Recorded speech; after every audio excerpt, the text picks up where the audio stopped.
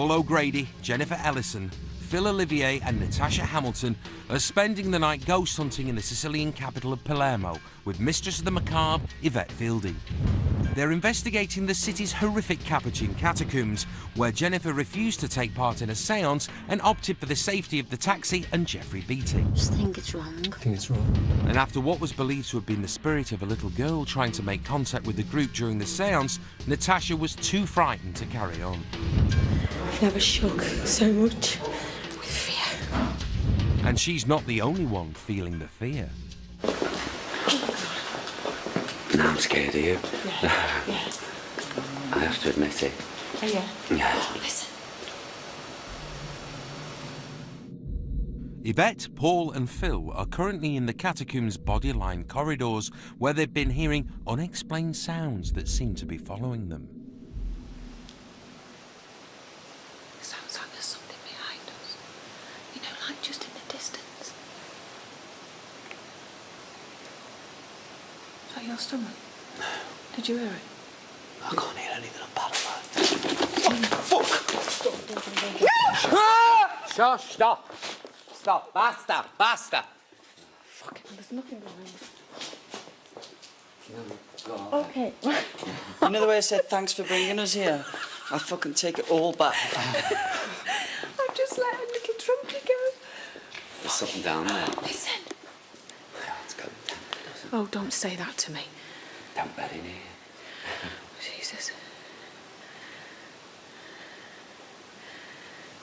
What?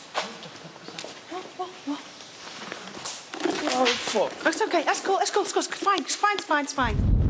Having been well up for finding evidence of the paranormal all evening, Paul and Phil's bravery has taken a battering with the last unexplained noises. And veteran ghost hunter Yvette doesn't look too comfortable either.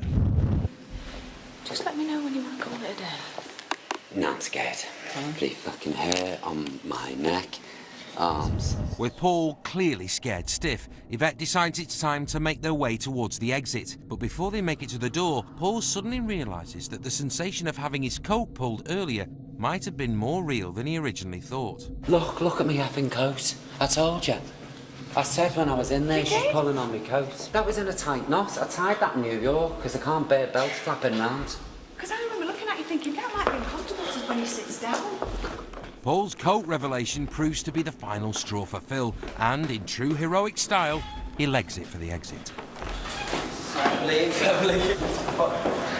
Once outside, Phil is quick to seek solace with the ladies. You know when you see the phrase, your hair standing on the back of your neck? Oh, I don't know, I can't speak.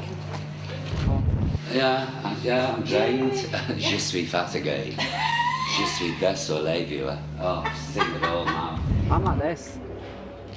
You could stick me on that wall and I'd stick there all night like that. I couldn't talk when I came out. I was like... I could see. I've never felt anyone so scared out. She was... Fear just set like, in my knees. Thank God you said, OK, Tasha's to go now, because I think I would have dropped to the ground because my knees were trembling that much. Do you believe? Yeah, I believe in something. There's something definitely going on. And it was definitely a little girl. And it was there. I thought it was... No, I don't know. You know what we need after this? A drink. Before they leave the Capuchin catacombs, Yvette, with the help of a professional medium, returns to the embalming room and puts a closure to the séance. They hope that this will release what they believe to be the trapped spirit of 2-year-old Rosalia. With the job done, it is a relieved, if slightly spooked, Paul O'Grady and friends that get in the taxi and head for home.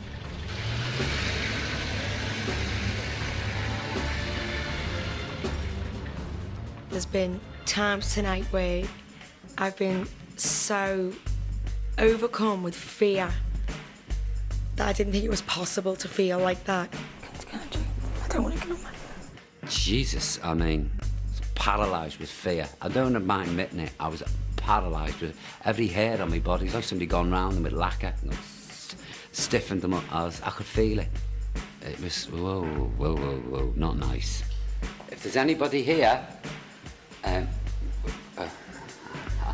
my tongue tied. It's so funny because all of us are going away with our own experiences. and I think we're all going to be a lot more open to what's out there now. There's definitely something in here. It's too much to take in, it's mad. Especially when you just didn't believe it. You really mess with my mind, you know. It's mad.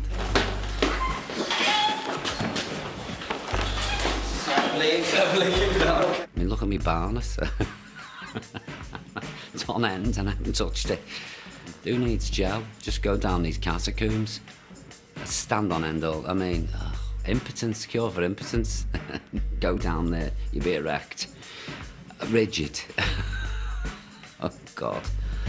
Paul was always going to be a hard man to predict this evening. And the way he deals with fear is he takes control of situations and groups and it lays his fear that way. And there was a bit of Paul playing about with members of the group when he was in the theatre, drawing attention to the possible spirits, to who else was in the group. There's an actress here, Margaret, and a singer, and a young actor, all disgracing what you stand for.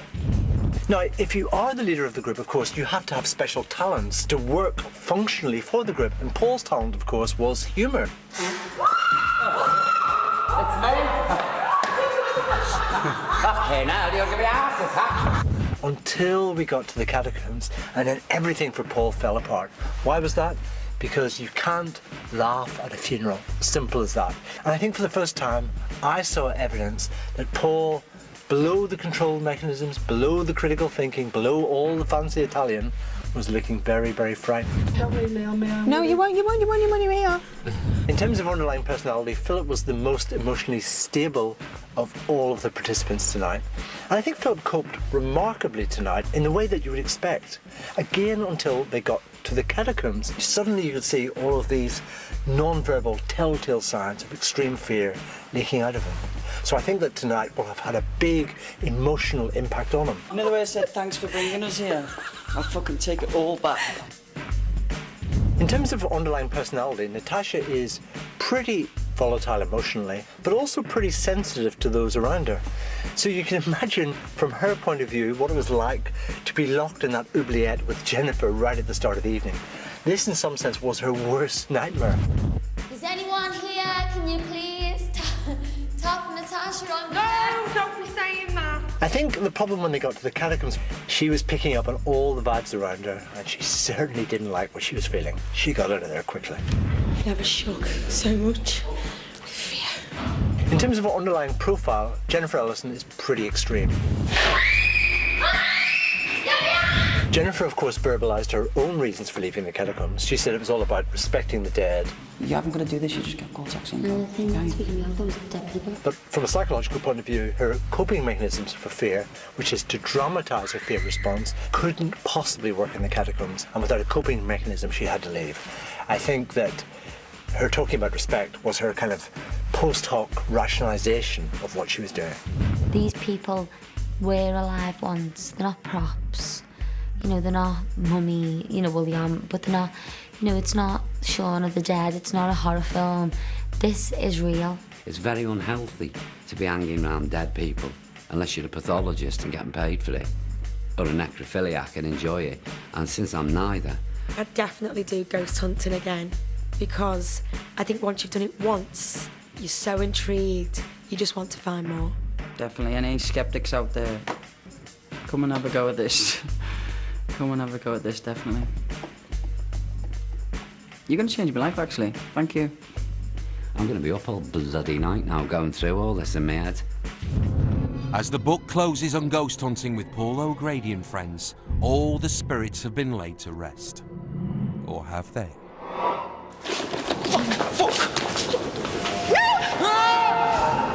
We're gearing up to the